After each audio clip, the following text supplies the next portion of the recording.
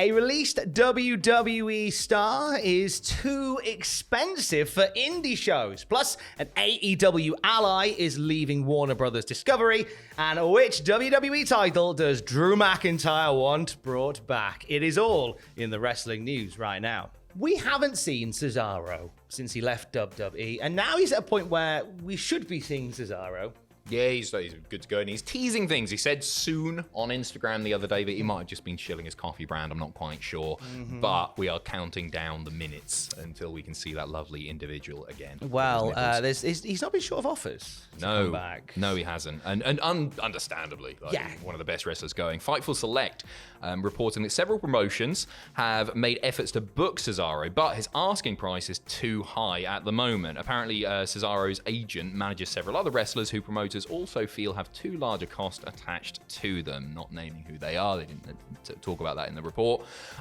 One promoter, however, unnamed, seems confident to secure Cesaro by July. That's Tony Khan. I feel like it might be Tony Khan. He's a WWE release, of course. I mean, I get it. Like, pay me what I'm worth. I get that. And so Cesaro is being very selective as to where he goes next. Yeah, and you know what? Like, the first indie booking or the first post-WWE release booking is really, really important, because if he does stay on the indie circuit, realistically, he's not going to be able to keep that price high for that long, as naturally, and this sounds a horrible thing to say, but if he stays on the indie circuit for absolutely ages, more people have seen him, his stock will devalue, essentially, as time goes on. And I'm not saying that that's a slight on Cesaro or anything like that. That's just the way it works. So make the money while you can. Absolutely. So we'll keep an eye on when Cesaro is due back. Oh, I can't wait to see him again. Hey, talking of money, a lot of money tied up in Warner Brothers Discovery, this big old merger.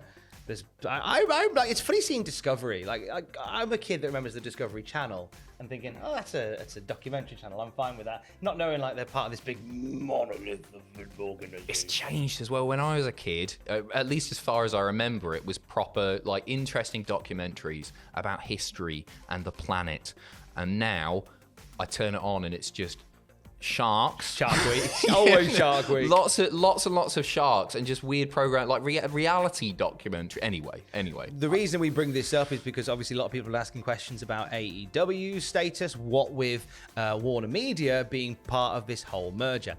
Deadline.com broke the news last night that Bret White's is exiting the company. He was the general manager for TBS, TNT, and True TV. He was involved in the launch and the growth of AEW on TNT. He was a massive ally of Tony Khan and the whole AEW team. PW Insider adding that, he was a big name for them. Like, he was somebody who really had their back behind the scenes. He was named general manager the same month that AEW debuted on TNT. Handy timing. Now, very canny timing. Now, we're not saying this is like, oh, here we go. This isn't like the WCW thing all over again. Everyone kind of draws those comparisons to it. I think it's a bit more nuanced than that on this occasion. I don't know. I think those comparisons might be suitable because we've seen it so many times. It's not just WCW, like World of Sport in the UK as well. You get people that come in, heads of networks who don't get wrestling. Yeah. And they scrap it. They think it's for morons. And it is. Stop it. Hopefully his replacement, whoever that may be, is a big fan of the grabs. Fingers crossed, because then that'll keep AEW in good stead going forward. I think they've still got a deal that keep them on the television for at least a year. So, and then I'm sure they'll sort out other things after that. I'm sure it'll be fine. MLW is suing WWE. So we know about this already. This is something that's been bubbling away for a little while. MLW have been saying that WWE blocked them from working with Vice TV. WWE moved to dismiss the lawsuit, saying that it's just unreasonable to think such a thing. Hey, we're not a monopoly. Look, AEW beat us sometimes, and they're all doing all right. MLW, shut up. Court Bauer was on Wrestling Inc. Daily, and he said, quote, it would probably be strategically unwise to spill the beans on what is next in the lawsuit here and now. I'm not trying to blue ball you here. I think that's a legal term. But all I can share is that we have exceptional evidence of tortious interference. And as the legal process plays out, the public will see the evidence. It will come out, and it's pretty damning. It's a hard thing to comment on without knowing what this evidence may be. But I would suggest that, sure, this might be really damning evidence and WWE might look bad. But to be honest, they're running shows in Saudi Arabia. Right? Can it be any worse? Do they really care? We'll see. We'll see. No, some bad PR, whatever shall we do? Yeah. Oh, well, see you Monday. We'll keep tabs on it. Obviously, I think the big thing in terms of what that evidence is WWE going, we haven't done that. We haven't stopped you working with Vice. Anyway, we're working on a documentary series with Vice. Okay.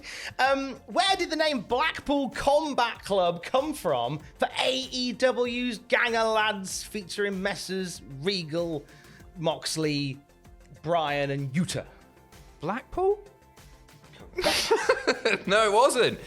It's not the man you would assume. You would think it might just be William Regal, but it wasn't. Chatting to the Blackpool Gazette. Big shout, Blackpool Gazette. Yeah, I love Get that. in there. I'd love to claim it was my idea, but it wasn't. It was John Moxley's idea. John came up to me and said he's got a great idea for a name because he had come up with different Blackpool things. I told him it's not about me. It's about the two of them. I'm just a spare part here and riding on your coattails. But he insisted that we called it this.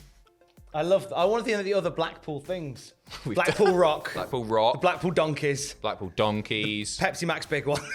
Love the Pepsi Max big one. It's the best, isn't it? He had also, he talked a lot about like the plans for him to take some time away from what? Why have you logged onto the Blackpool Gazette website? I was going to have a look at what some of their headlines were. But come on. I want to just mention that they also said that in this interview with the Blackpool Gazette that he was planning to take some time away when he got let go from NXT, and as he heard how excited John Moxley was about this whole Blackpool Combat Club thing, he went, sod me gap year, I'm going to just get straight back in. And so he did. Top stories this morning on the Blackpool Gazette. Fleetwood football fan banned from games for spitting at player. That's an exclusive from William Regal. Exclusive from William Regal. These are the Wire venues awarded a 1-star food hygiene rating. William Regal actually does the testing in there. He's the food hygiene officer. So. And vision unveiled to revive Blackpool Town Centre. And that vision is William Regal. He's going to stand in the centre the whole time. Hopefully more donkeys on the beach as well. That'd be nice. Right, let's end on a lovely little story from Drew McIntyre, who is very keen for at least one night only for a classic WWE Championship to make a return. That's right. Chatting away to Alex McCarthy, he revealed that he wants the European Championship back. He said, I just want it because when I was a kid and I saw it, I was like, man, I want to be European champion. That was Scottish. I want to be European champion. And now I can't because it doesn't exist right now. I don't like too many titles, and there are a lot right now. Yeah, that's very true. But I wanted it when I was a kid. So just bring it back, let me win it, and then I'll retire it. Retire it, not retile it. Different. You never want too many titles of the company because then it's just not as special. I think where we're at right now is good, but give old Drew the European title for young Drew. That's a nice dream to have, innit? I wouldn't mind the European title coming back. I mean, pipe dreams are good. It did come back the one time when Midian just found it in the locker. What was this? Forgot about that. I'm the champion of this now. I don't think there's a place for it. They can't even book the mid-card titles properly, can they? We don't need a lower mid title. No. It is true, but I did love the European title. Who was your favourite European champion?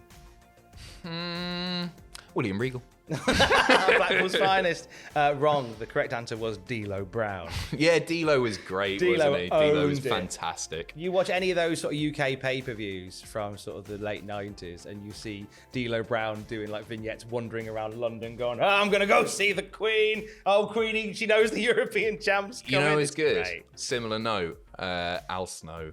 Oh, yes! Al Snow was We talked about that recently on the Classic SmackDown review. Couldn't do that now, could you? No, because times have changed. Because Greece isn't as popular as it was. Yeah, and Al Snow's old and knackered. Oh, bless him. No, he's not. He's amazing shape. I take it back. Don't beat me up, Al. He's a fine egg, is old Al Snow. Hey, if you're watching this by now, I should be on Twitch at twitch.tv/Cultaholic. What's in the mystery box? We'll find out at 1 o'clock.